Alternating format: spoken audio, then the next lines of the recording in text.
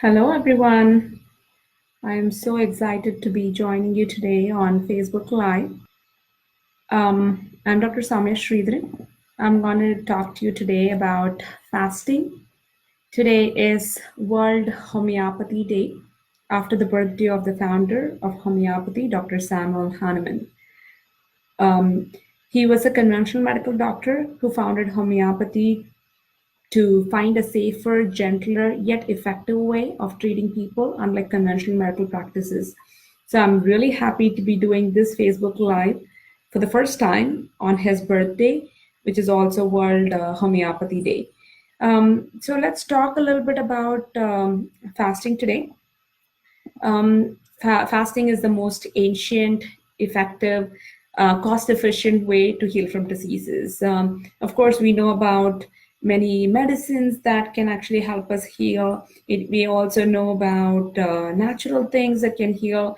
But today we are not going to talk about any of the medicines, but we are going to talk about something that your body does on its own to heal. So every time we stop eating, our body starts healing. So if you think about it, that's actually pretty cool, right? That your body can actually do these things on its own. Whenever you get an injury, for example, you fall down and you have a abrasion, you don't have to put any medicine. You kind of heal on your own without having to do anything.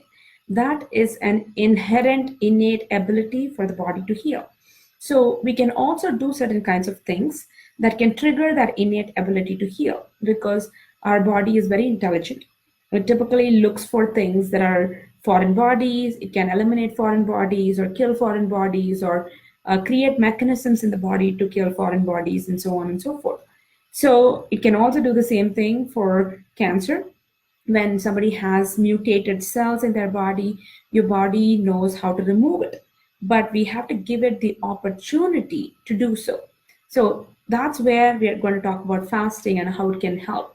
And at the end of today's Facebook Live, I also want to present to you a fasting challenge. So if you're up for a challenge, then this will be it. Please stay with me to hear more about that. So what does fasting do?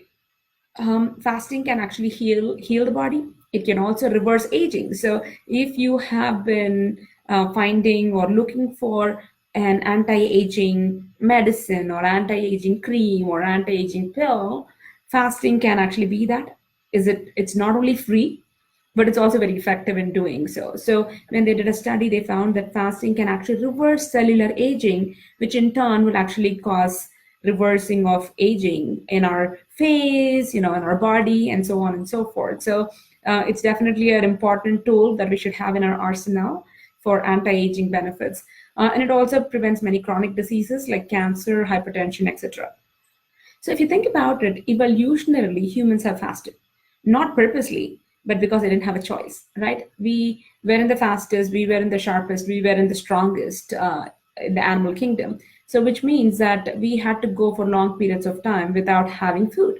So this served us well, though, since we are still here, we have not become extinct, which means that this adaptation has really worked well for us. And so that is what we need to emulate today, not in the same exact way, but we can definitely put that in some amount in our lives on a regular basis.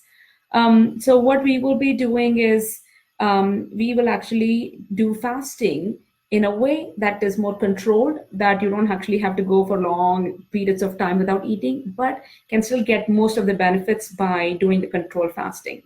So also, if you think about it, in most religious practices, in most cultures, fasting has been encouraged or even put into practice until recent times, or even now. Many religions and cultures follow fasting or really talk about fasting in a good way. But we have not been told why we need to fast.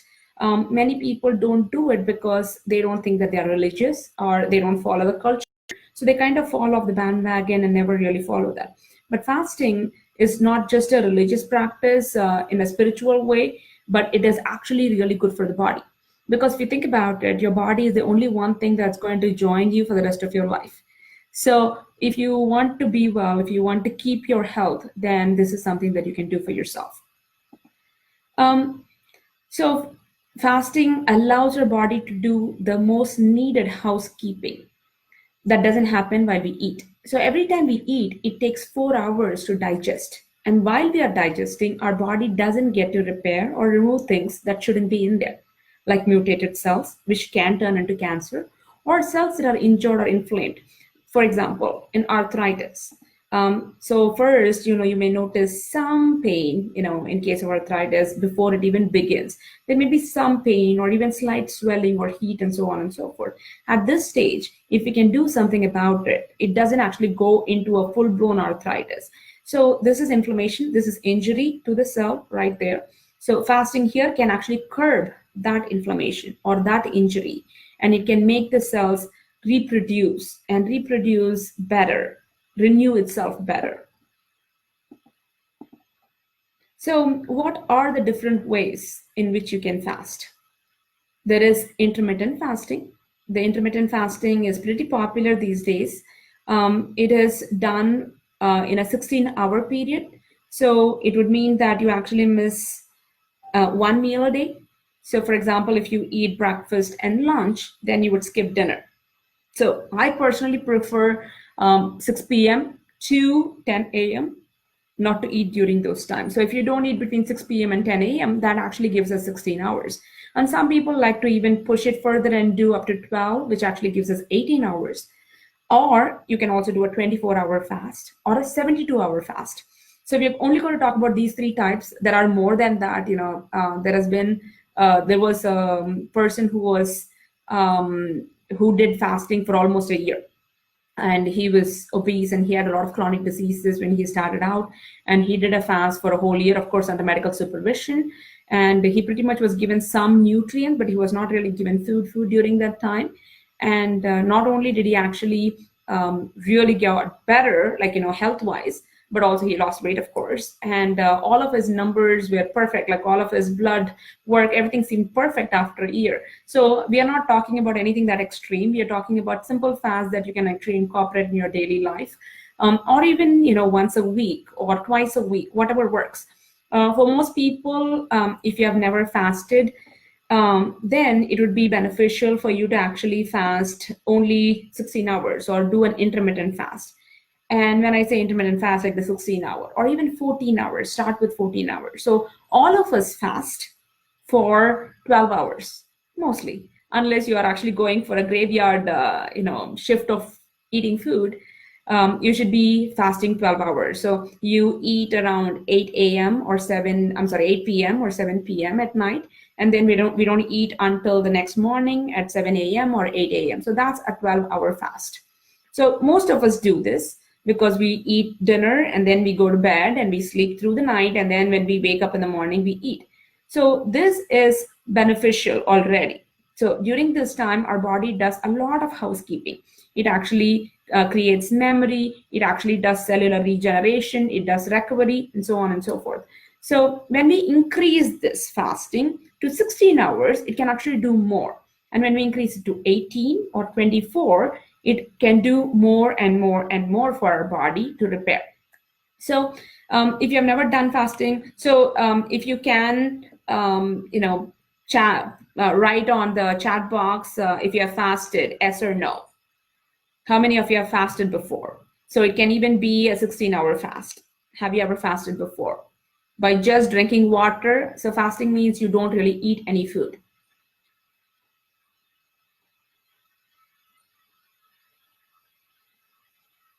I will be answering about the water in just a minute. So have you fasted before? No. Okay. Yes. Awesome, Sherry. So Sherry has fasted. Anybody else? 83 hours was my longest fast. Wow, that is inspiring.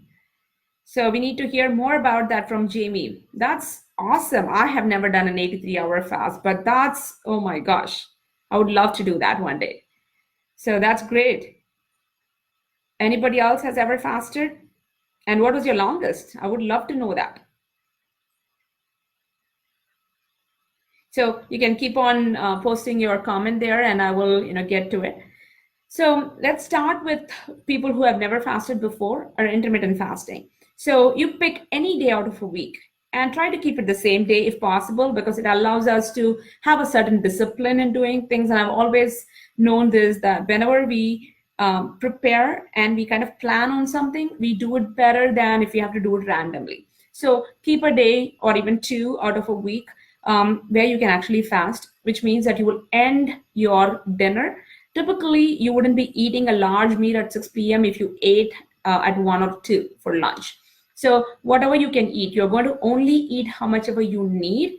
And during the time of fasting, you only drink water. So there'll be no food or anything that has calories in it.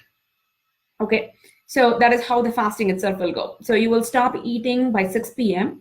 and you will not eat until the next morning at 10 a.m. So that is when you start. And during this time, even if you do it once a week, let's say Tuesday or Wednesday out of a week, I like to do it on a weekday while I'm working, because it actually takes my mind off of food and on work. And I also seem to do it much more easily when I don't have to think about it, rather than if I have a pantry or a refrigerator close.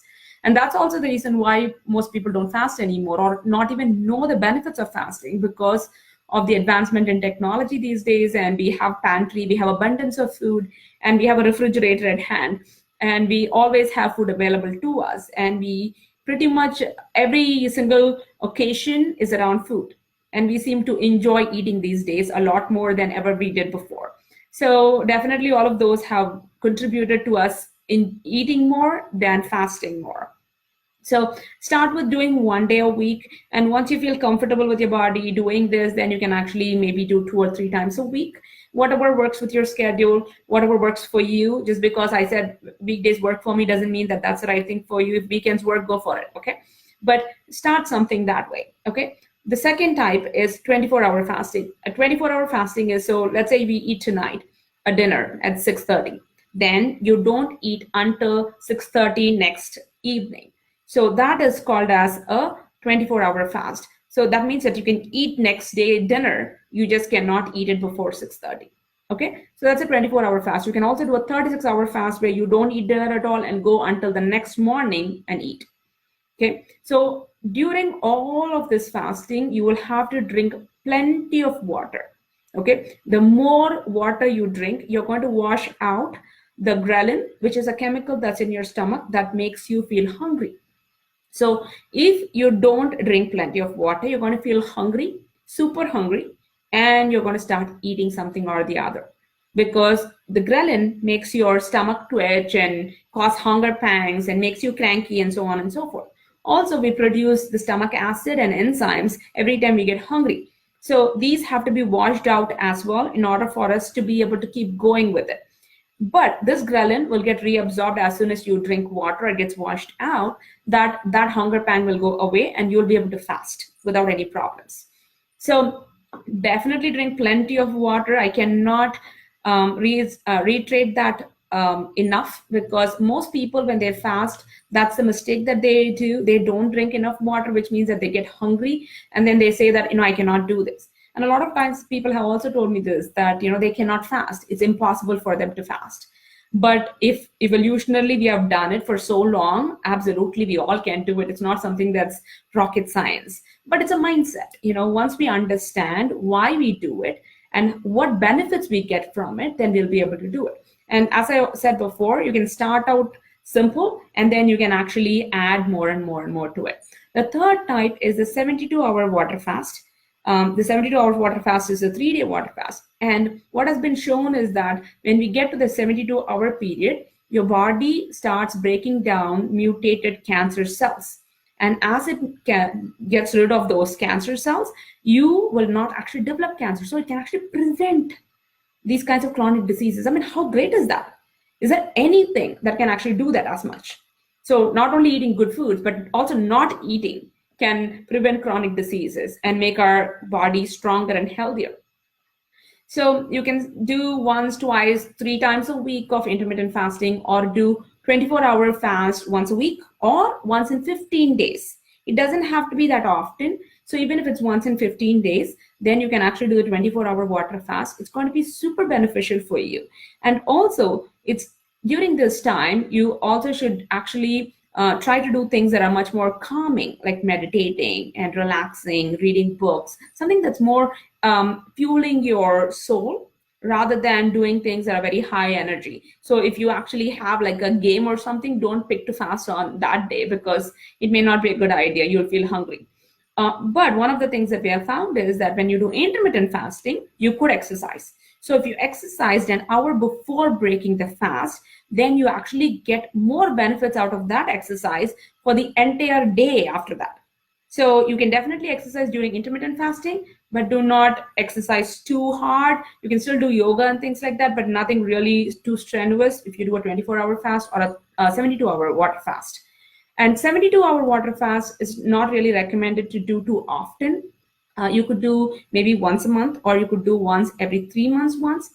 And this truly can actually prevent cancers by 99%. I mean, I just want that to sink in for a minute. 99% prevention of cancer. There is nothing as powerful as that. And free. There is nothing more powerful than that can actually prevent cancers. I mean, in today's age, we see this so often. I mean, every single person that I know has somebody that has cancer or knows somebody that has cancer. And that's how prevalent it has become. And today we need to take that power back in our hands by not eating, at least for a certain amount of time, so that we can actually beat these things. You know, we don't have to do expensive things to do this. This is in your power to do it. This is free and this is effective. So I hope that, you all actually got some information out of this Facebook Live. So I'm actually going to propose a fasting challenge. So next week, we'll be meeting you again the same day, Wednesday, at 11:30 a.m. for a Facebook Live. And I would want to know how many of you have at least done one intermittent fasting or a 24-hour fast. I don't think 36-hour may or may not be in your forte. If it is, awesome. I mean, we want more and more people like that. So how many of you would love to join this fasting challenge? You can type in the box right there, the chat box.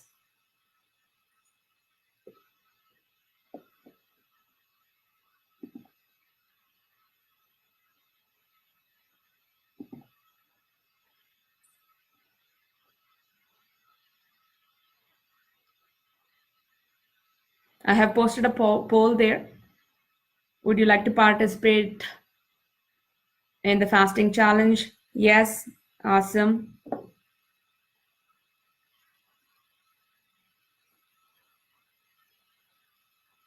Very good.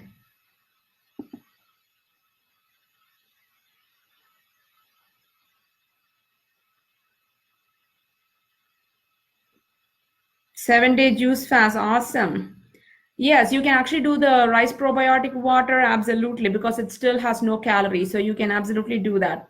Yeah, spiritual benefits. Can we skip meds on that day? So if it is prescribed by your conventional medical doctor, I would suggest you to, find out from them before you actually make that choice, because if I'm not treating you, I don't want you to actually do that. Awesome, Dara. I am so excited. Priya, awesome. Oh, Kiran, you can do 14 hours. Okay, anything is better than nothing at all. Great, Sherry. I'm looking forward to this. So the next week when I meet you guys, I'm going to ask you how many of you did it and what are the things that you actually experienced from it. How hard was it? How easy was it? What were your challenges? So maybe we can actually talk about those things as well and see if we can make this better in any ways for you to be able to continue doing this. Okay. So thank you so much for spending this time with me, and I will see you next week. Thank you.